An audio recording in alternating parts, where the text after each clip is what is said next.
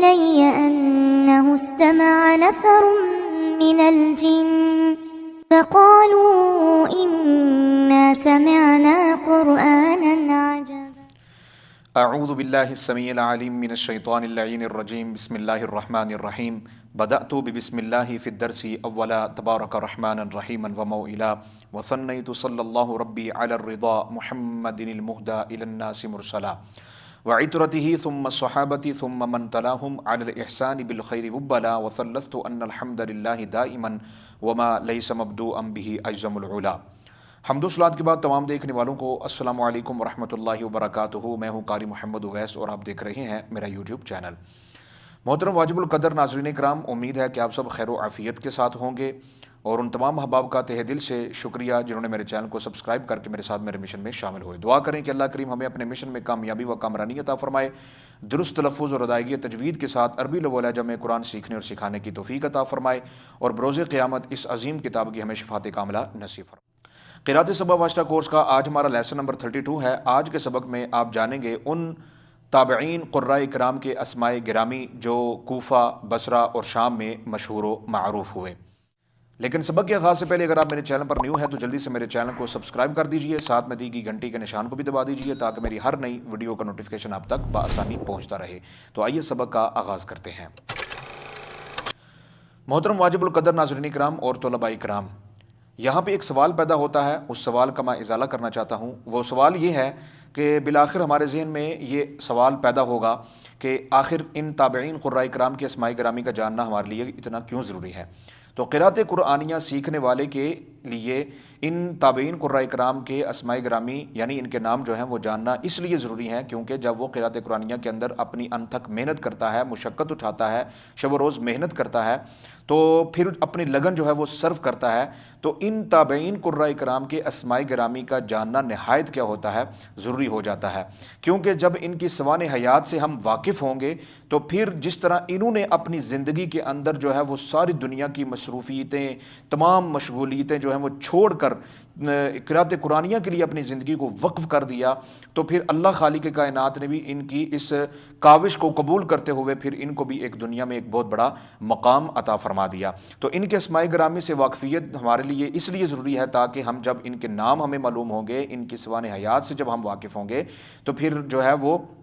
ہم ان سے کسب فیض حاصل کر سکیں گے. جب ان کے نام ہی ہمیں معلوم نہیں ہوں گے، ان کی سوانح زندگی کا ہی ہمیں معلوم نہیں ہوگا کہ کیسے انہوں نے اپنی محنت کر کے قراءت قرآنیہ میں ایک بہت بڑا نام پیدا کیا، پھر ہم کیسے اپنی زندگی کے اندر جو ہے وہ عملی طور پر اس کو آگے لے کے جا سکتے ہیں. تو اس لیے ان کے اسماء گرامی کا جاننا بہت ضروری ہے. اور محدثین کرام بھی فرمایا کرتے ہیں کہ جب آپ کسی بھی فن کے اندر محنت کرتے ہیں تو جب اس فن کے امام کے ساتھ ایک تو آپ کا رابطہ ہو جاتا ہے، نسبت ہو جاتی ہے، روحانیت بڑھتی ہے اور پھر فیض بھی کیا ہو جاتا ہے، جاری ہو جاتا ہے. تو آئیے ہم جانتے ہیں کہ کوفہ میں کون سے تابعین قرۂ کرام جو ہیں وہ مشہور معروف ہوئے. نمبر 1 حضرت علقمہ بن قیس رحمہ اللہ، حضرت اسود بن یزید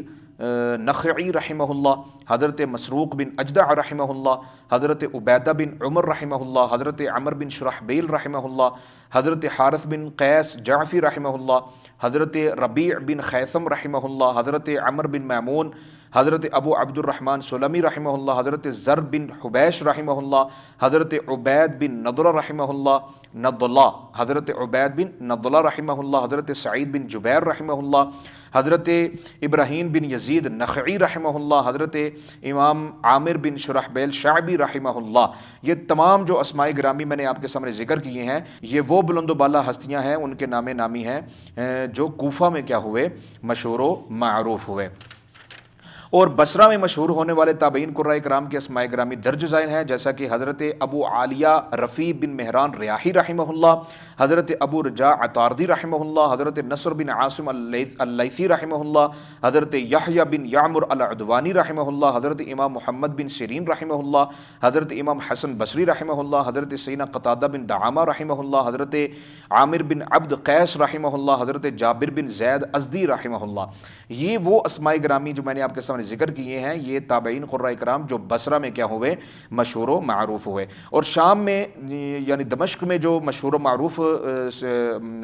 تابعین ہوئے ان کے نام گرامی یہ ہیں حضرت مغیرہ بن ابی شہاب المخزومی رحمہ اللہ، جو کہ حضرت سیدنا عثمان بن عفان رضی اللہ عنہ کے کیا تھے، شاگرد تھے، اور حضرت خلیفہ بن سعد جو کہ حضرت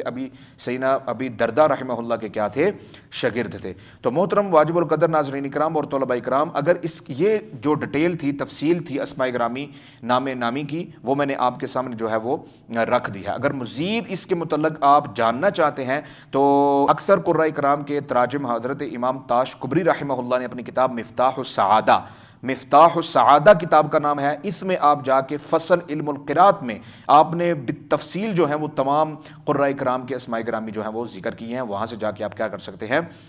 پڑھ سکتے ہیں، حاصل کر سکتے ہیں اور جان سکتے ہیں۔ کسی بھی قسم کا اس سبق کے متعلق آپ کے ذہن میں سوال ہو تو بلا جھجک آپ مجھ سے پوچھ لیجئے گا، انشاءاللہ عزیز آپ کے ہر سوال کا جواب جو ہے وہ میں